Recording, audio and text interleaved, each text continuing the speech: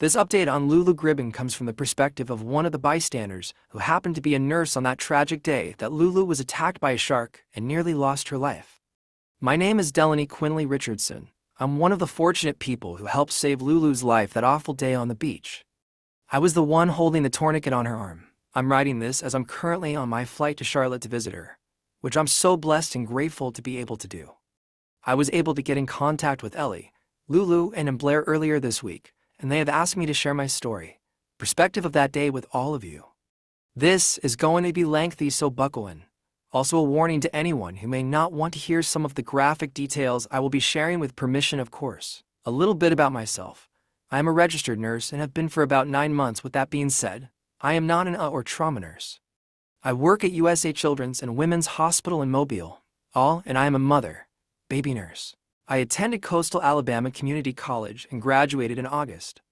Despite it being a community college, it has one of the highest NCLEX passing rates in the Southeast region. This translates to it is extremely rigorous, challenging, and prepares you for anything. The instructors there are whom I accredit majority of my ability and confidence to be able to step in and help save Lulu's life that day. We were on a bachelorette trip for my future sister-in-law Kylie in Rosemary Beach. We had all settled into our beautiful rental house across the street from Seacrest Beach Thursday evening and woke up that Friday morning with intentions to go to the beach, as that was our designated beach day on the weekend itinerary.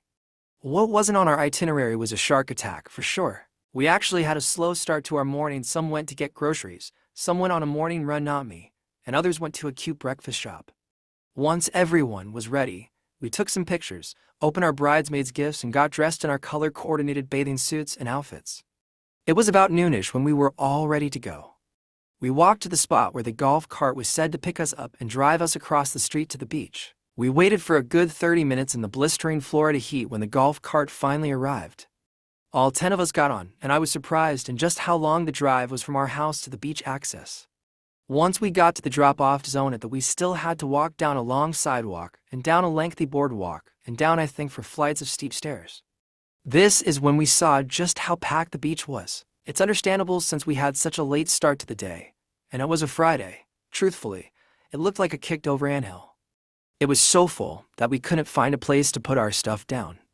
The reason it's like this is because the section public beach access is sandwiched between gorgeous million, maybe billion-dollar homes and their private beach access and dozens of wooden chairs and umbrellas you could rent. The public beach access was sectioned off by cones that we were not allowed to move or put our stuff past in case of emergency vehicles needing to drive through there. We had looked around for any empty space with no luck. About 10 minutes went by, which felt like an eternity because of how scorching hot it was, when a kind and large family had told us they were getting ready to leave in about 15 to 20 minutes and we could have their spot, which was all the way in the back corner. We were extremely grateful and waited for them to leave. It didn't make sense for all 10 of us to stand there in the blistering heat, so we decided to take shifts.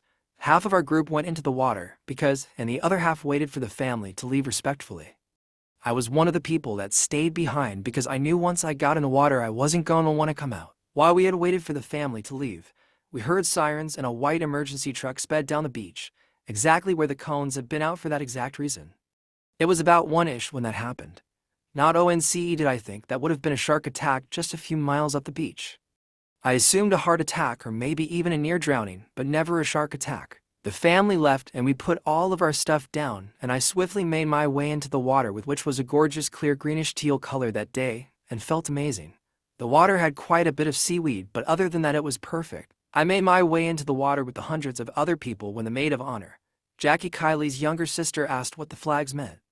They were yellow and purple. Still, they are from Chicago and aren't very familiar with our beaches. I grew up going to the beaches down here, specifically the beaches in Gulf Shores and Orange Beach, Alabama. I told her yellow was pretty good water conditions and purple meant marine life. Alarmed, she asked, "What kind of marine life?" I reassured her and said mainly just jellyfish and sometimes the occasional stingray. She told me that her grandmother taught her to shuffle her feet when walking on the sand. She then asked about sharks. I told her my entire 23 years of living on the Gulf Coast I have never seen one. You typically can only see them at times that you aren't supposed to be swimming, like at dawn and dusk. That was until an hour and a half later. We continued to go deeper into the water. I'm almost 6 feet tall, and we went deep enough to where I could still touch, but the water was about to my chest.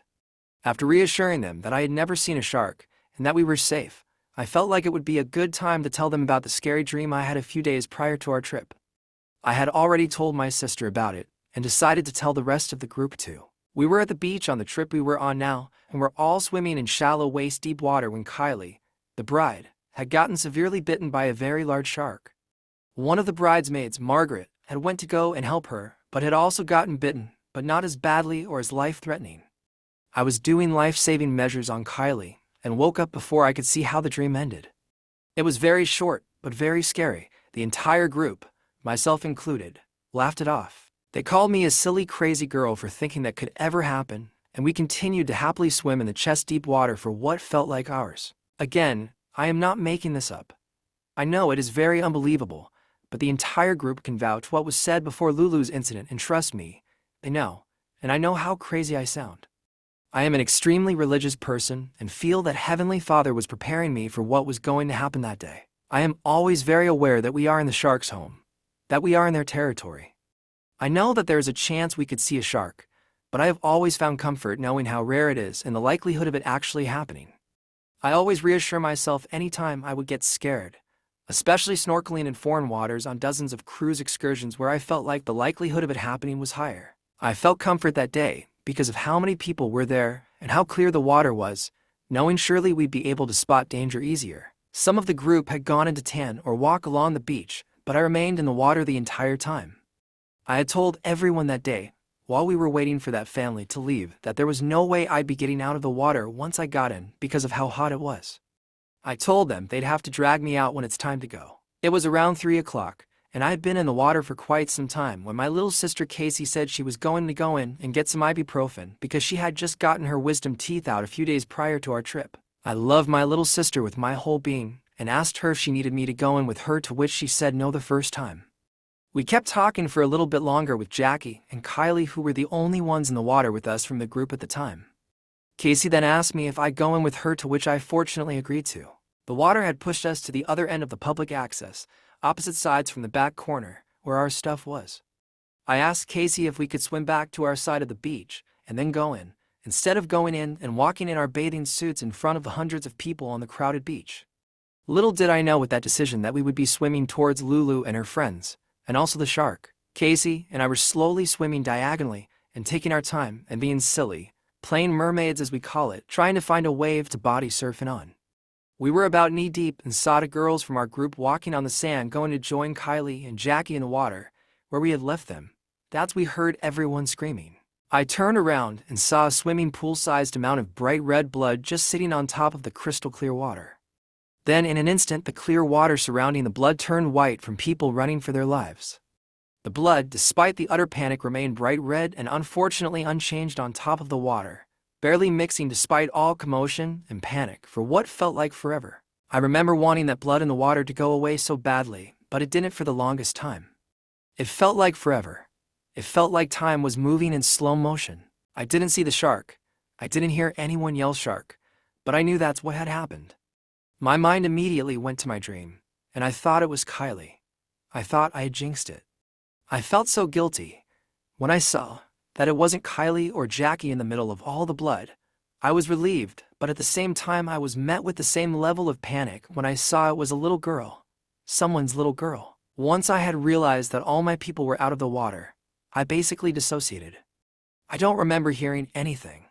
My sister Casey said it looked like I was sleepwalking. I don't remember having control over my body. I just remember seeing Lulu surrounded by blood and a man struggling to bring her to shore. My very first instinct was to run into that water to save her, but it was also apparently the first instinct of about 6 other men who beat me to her. Instead of running into the water, I felt that I could be more helpful on shore and prepare the area for the men once they got her out of the water. It felt like hours for them to get her out of the water, not because they weren't quickly moving or trying their hardest, but because in an emergency like that, things just can't happen quick enough. Time just moves in slow motion.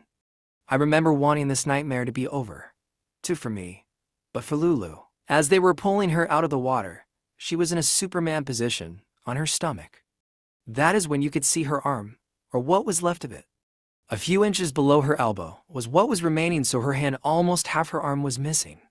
The public crowded around the beach, most were screaming and crying, Some were passing out and throwing up. It felt like the scene of a movie. There was just straight chaos and panic. Being a nurse, I knew that the amount of blood in the water unfortunately didn't match just her arm, so I knew there had to have been another injury, but I couldn't see yet. I was hoping and praying that it was something that was repairable, something that would spare her life. While I was on the shore clearing a spot for her, waiting for her, I knew we needed supplies. I remember shouting at everyone I need towels, shirts, blankets, and anything I can wrap around her. I also told everyone to move back and give us room. The public responded with such vigor and support.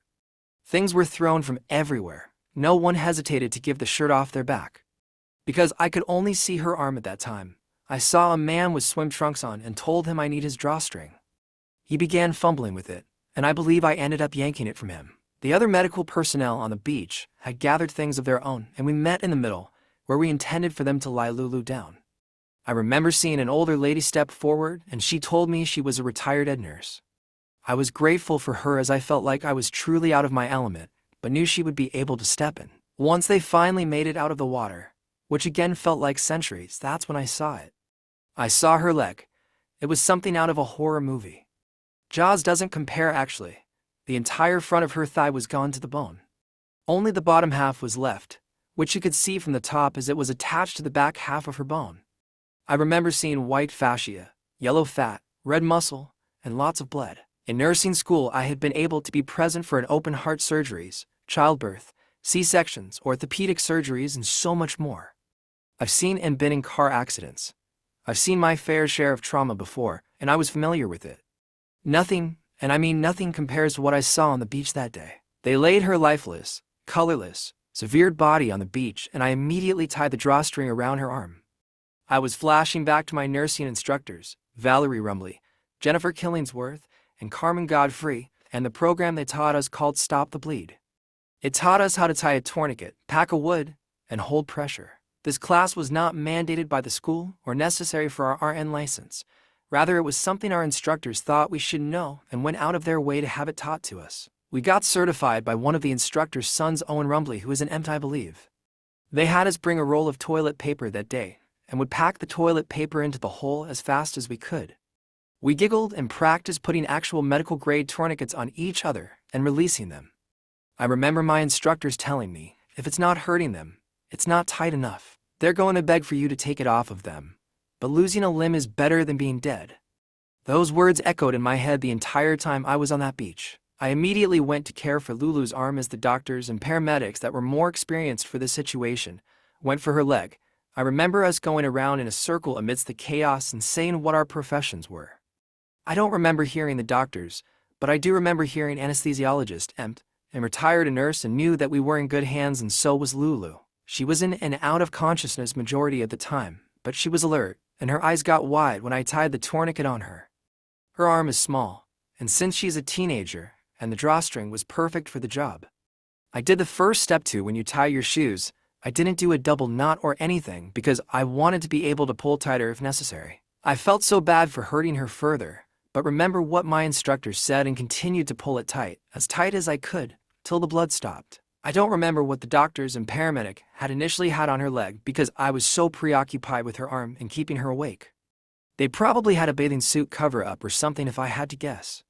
I remember praying to have something stronger and tighter to put on her leg so that we could stop the bleeding coming from her femoral artery. I remember someone bringing us an umbrella pole, which was a little comical looking back at that situation now. Truly, the people there were really trying to be as helpful as possible. I looked up at one point to find my sister amongst the crowd and saw her way off in the distance on the phone in shock. Then halfway through the life-saving measures, and someone hands us a boogie board strap that buckled and tightens, which was perfect and quite literally an answered prayer. It is almost the exact same as the medical-grade tourniquet we used to practice with in that class. They taught us never to take off a tourniquet, only apply another one. So, they got the boogie board strap on her, and I remember seeing a guy tighten it as tight as it would go, and literally laying on the beach with it to keep it tight with his body weight. I firmly believe that if we hadn't got that strap, she would have died on the beach. She had already lost so much blood in the water, it was imperative that we stop the bleeding in her leg. My sister and I say that her arm looked like an empty piping bag, the way it tapered off to a point. I held the drawstring as tight as I possibly could and was talking to her to help keep her alive. I asked her what her name was, and she said with all of her might, "Lulu."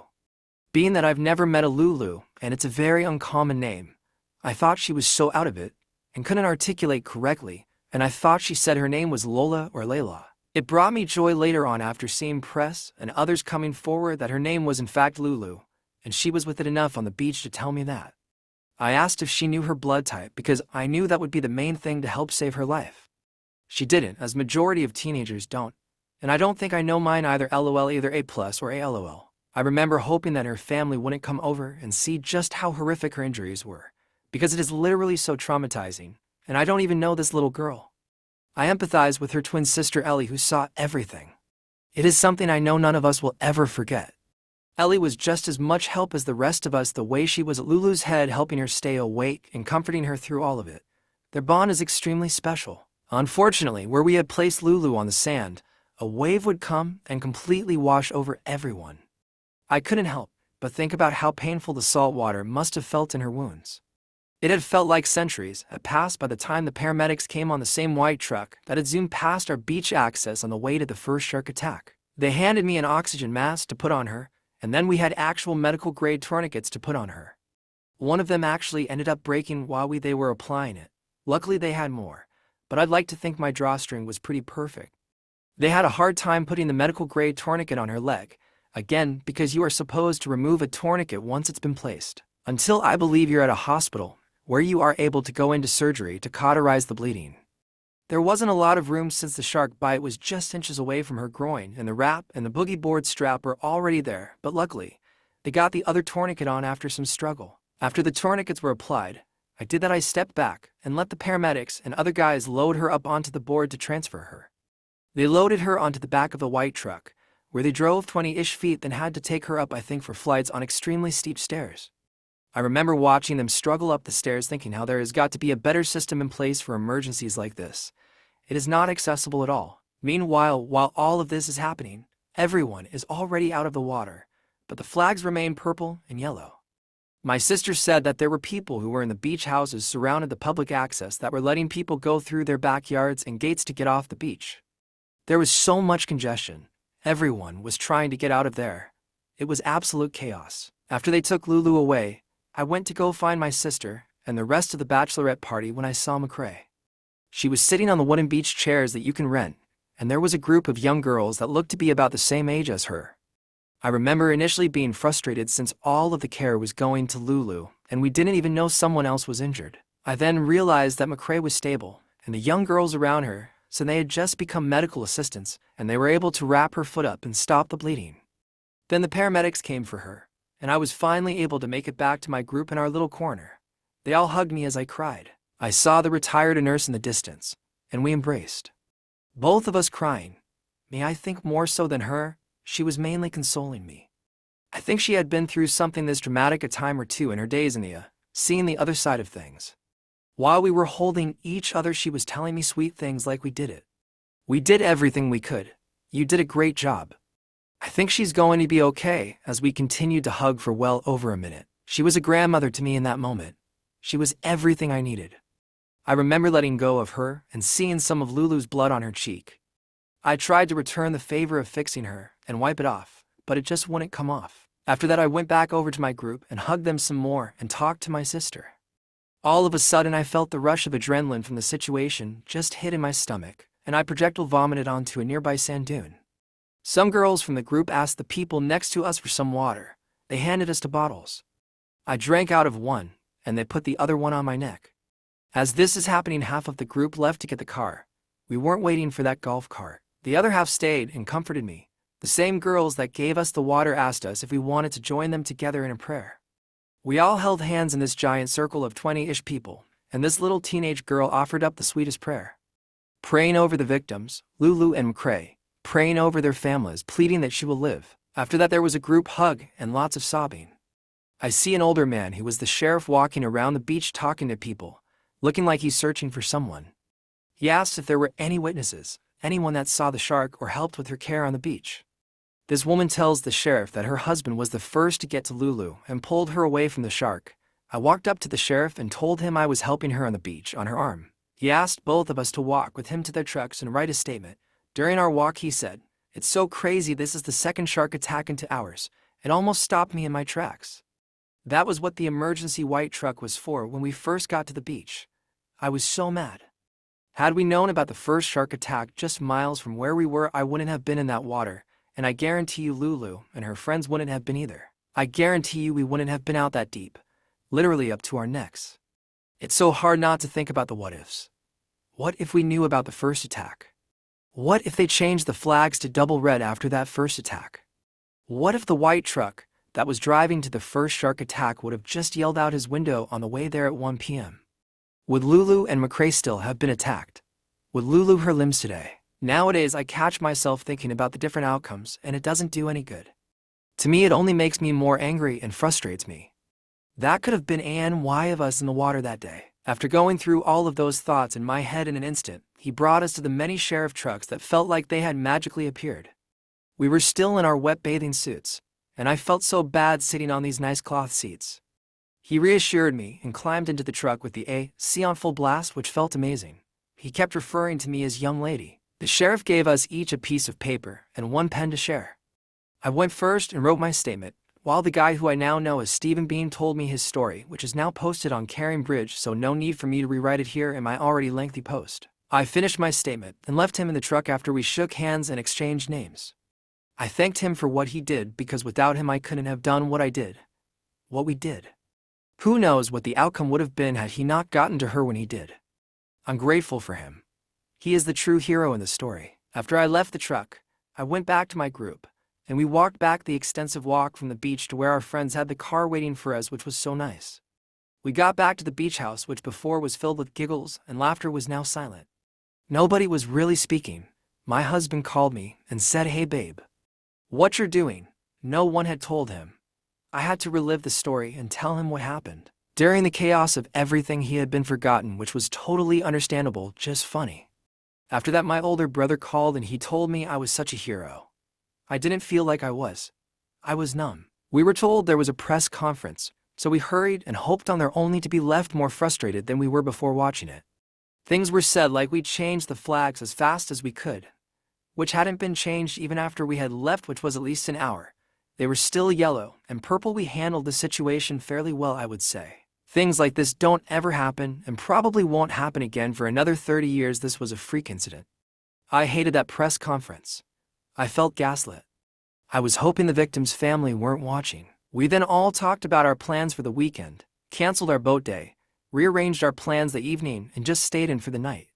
It was what I needed, what we all needed. We continued out the rest of the bachelorette weekend as best we could, and I clung to my phone to hear anything I could about the situation. Any morsel of information about Lulu to give me some kind of closure, to know she was okay. I often had to excuse myself from group activities just to sit in my room and cry. I felt the lowest after I heard the news that her leg had been amputated. Something I knew was going to happen, but it sank in for me till after I read it. I remember leaving the pool and soaking in the bathtub for hours. I kept thinking that it could have been any of us, that this is her new normal, since being back from the trip, and it hasn't left my mind at all, even to this day.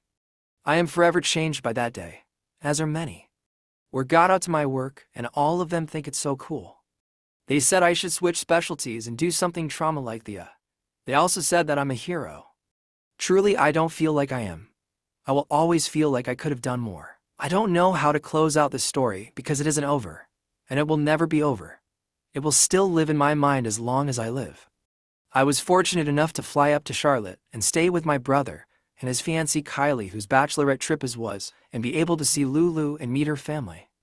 I am fortunate enough that I was able to hug her and feel the warmth of the blood being back in her body. Unlike that awful day on the beach, it brought tears to my eyes. I am grateful to be able to see the outcome of what I helped with that day. That I was chosen by God to be there for Lulu that day. I don't feel like a hero, I just feel blessed. Thank you to everyone who has spread the word, donated, left messages, or prayed for Lulu, McCrae, Elizabeth, and their families. This is a long, hard road ahead of all of them, and they will need the support even long after they have recovered and gone home, because though they may physically recover, it will always be with them and be a part of them. I know it will always be a part of me. With love, Delanie Richardson.